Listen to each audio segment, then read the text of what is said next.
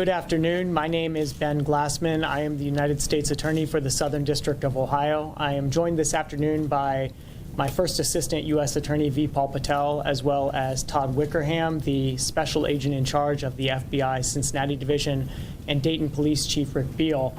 And we are here to announce the arrest of Ethan Kollie, 24, of Kettering, who was arrested Friday evening and now stands accused by federal criminal complaint of unlawfully possessing a firearm while being a user of controlled substances and of lying on the Form 4473, the firearms form, in order to acquire a firearm, specifically indicating that he was not a user of controlled substances when in fact he was.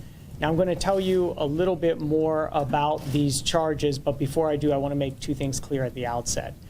One of them is that although these charges have arisen out of the investigation into the shooting that took place on August 4th in the Oregon District, Mr. Kollie does not stand accused of intentionally participating in the planning of that shooting. We have no evidence of that. There's no allegation of that. So I just want to make that clear from the outset.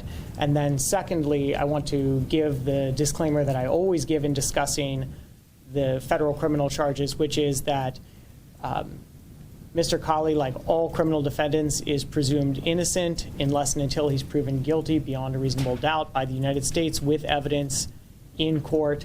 And the allegations of a federal criminal complaint are just that. They are allegations. They are not evidence.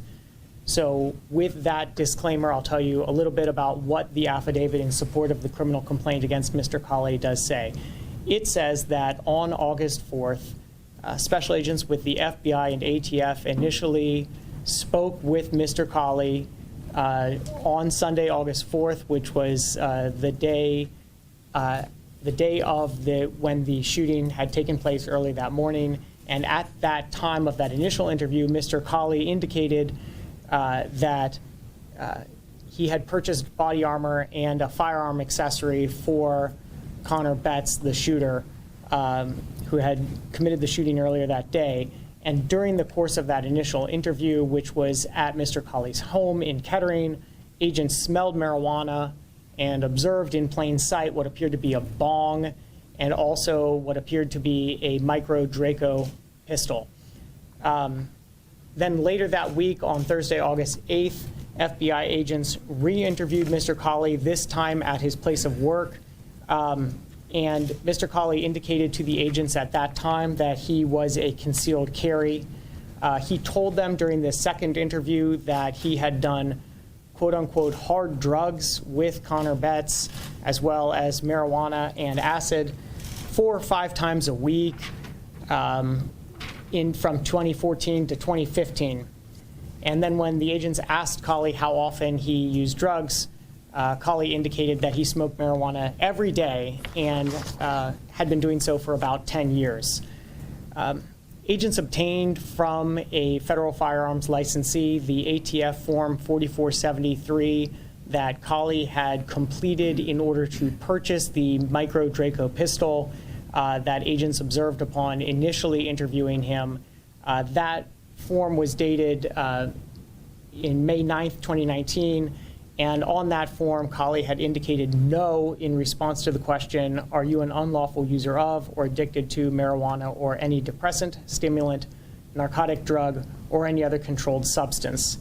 At that point, the agents obtained a federal search warrant for Kollie's person and his residence. When they executed the search warrant of Kollie, the search warrant of his person, he again admitted to being a regular user of illegal drugs, including marijuana and psychedelic mushrooms, which he said he grew in his residence. He admitted that he did remember filling out the Form 4473 and indicating falsely that he was not a user of illegal drugs when in fact he was, because he knew that if he had answered it truthfully, he would not have received the firearm that he was buying. He also acknowledged that he had purchased for Betts body armor, as well as the upper receiver of an AR-15 weapon and the 100-round double drum magazine that was ultimately used by Betts in the August 4th shooting in the Oregon district. Kollie indicated that he purchased these items for Betts and stored them at Collie's residence in order to assist Betts in hiding the items from Betts' parents. Kollie admitted to recalling approximately 10 weeks earlier, so middle to end of May, sitting with Betts in Collie's apartment and assembling the AR-15 accessory, and then further that a couple weeks after that, when the double drum magazine arrived, Betts coming and taking possession of that drum as well as the body armor. The agents executed the search warrant of Kollie's apartment. They recovered the Draco pistol, the Taurus semi-automatic pistol, ammunition, drug paraphernalia, a clear glass pipe, and what is commonly referred to as a bong, as well as what appeared to be mushrooms. Kollie was then taken into custody on Friday evening. He made his initial appearance here in federal court Friday evening, and pursuant to a criminal complaint that is being unsealed today. These charges that expose him up to a possible term of imprisonment of up to 15 years in prison, and the case will move forward next with a detention hearing on Wednesday. I want to make a couple quick points about this case, and then I will invite any questions that you may have. The points are, number one, again, to be clear, there is no evidence and no allegation in this criminal complaint that Kollie intentionally participated in the planning of Betts' August 4th shooting, so I don't want that to be misconstrued.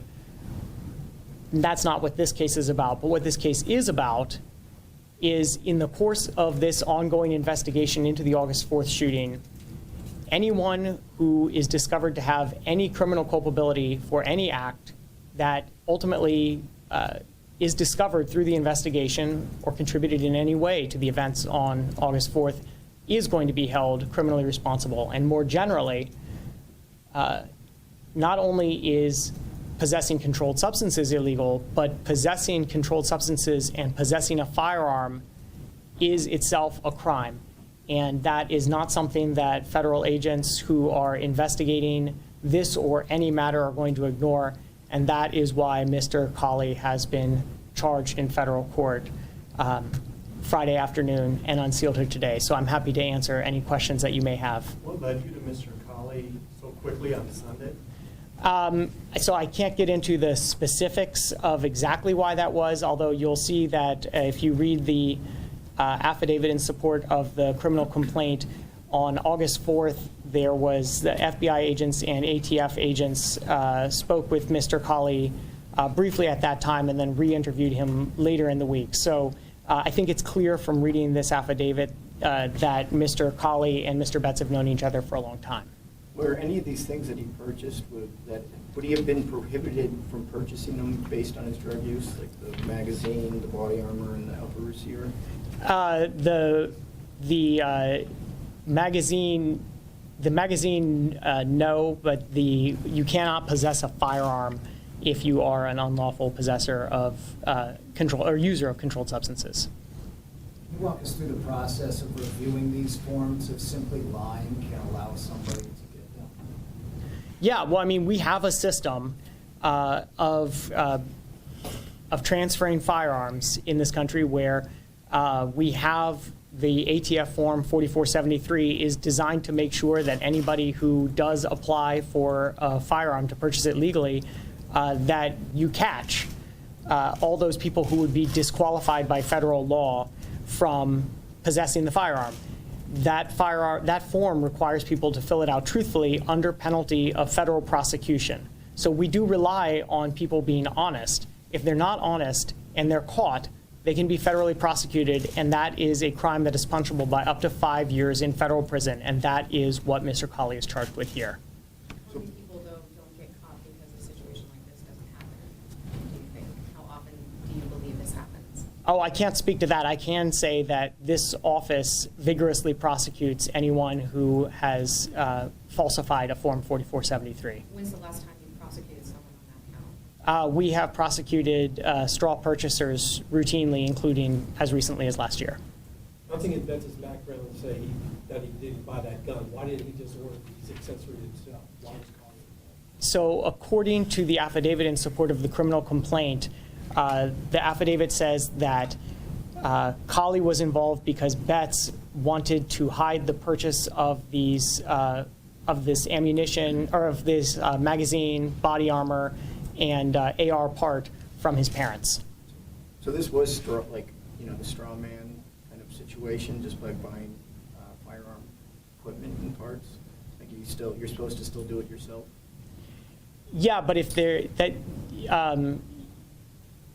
there was not an indication, for example, that that Betts would himself have been any more or less disqualified from buying any of these things than Kollie. What's the likelihood of additional charges being filed at the federal level with anything in connection with that August 4th incident? This investigation is ongoing, and Special Agent in Charge Wickerham, would you care to speak to that at all? I mean, it's still ongoing. There's a lot that has been done in the past week. There's still a lot to go through, a lot of evidence to review, a lot of investigation to conduct. Have you gotten into the cell phones? We did get into the primary cell phone that the shooter was carrying on him when he did the shooting on August 4th. Yes. Can you share anything about what you found there? We're still processing and going through that. Obviously, that's a high priority for us, is to get through that cell phone, but it was opened late last week, and we are now reviewing the contents. You say Kollie did not have any part of the planning, at least you haven't got any evidence of that yet. So what did he think that Betts was going to use all of this for? What was their conversation? I can't speak to exactly what he thought he was going to use the firearm for, but we have not found any indication that he knew he was going to conduct this attack.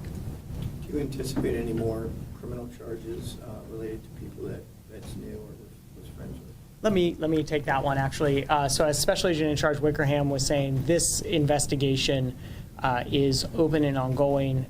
Agencies are working together to make sure that every last piece of evidence is thoroughly reviewed. And I think what you can take away safely is that if anyone is found to have any criminal responsibility for any action that is discovered during the course of this investigation, it will be prosecuted. With the understanding of the severity of this incident, did the individual that were here in question about apologize for even doing the act that he committed? I'm not going to speak to any circumstantial evidence beyond that which is contained in the affidavit at this stage of the proceeding. Are CCW holders ever subject to drug testing? I cannot speak to the intricacies of CCW law in Ohio. I can say that I feel comfortable saying, although it's not strictly in the affidavit, that Kollie's CCW was confiscated at the time of the search. Can you talk about the majority of time if he's found guilty on these alleged crimes that he's committed? How much time would he serve? So the two crimes that are mentioned in the criminal complaint, one of them is a penalty of 0 to 5 years in prison, and the other is 0 to 10 years in prison. So conceivably 0 to 15 years in prison, anywhere in that range. Would this also be considered the tip of the iceberg? If he's done this once, more than likely he's done it twice, maybe 3 times. So we can look at his past and see. I definitely cannot speak to that sort of question, how frequently this might have occurred, but I can say again that this is going to be an extremely thorough, and is an extremely thorough investigation of any and all aspects that went into ultimately what happened on August 4th. Any kind of crimes, any federal crimes that are uncovered as a result of that investigation will be prosecuted fully. Are his charges or penalties increased in severity since the weapon was used in a mass shooting, or will he have gotten the same charges and penalty if it had not been involved, if he had just been caught with drugs? It's the same charges regardless. How long did they know each other? Did they grow up together? Did they just meet in 2014? Well, it's clear from the affidavit in support of the complaint that they've known each other for several years, quite a few years. It indicates at least back to 2014. I believe longer, but I don't want to get into speculation about precisely how long. You don't know if they went to school together or anything of that nature? I don't want to get into additional evidence that are beyond the scope of the affidavit. Did Betts actually, did he falsify any firearms reports based on this investigation, what you found here? We don't have the ability to say that he falsified forms at this time.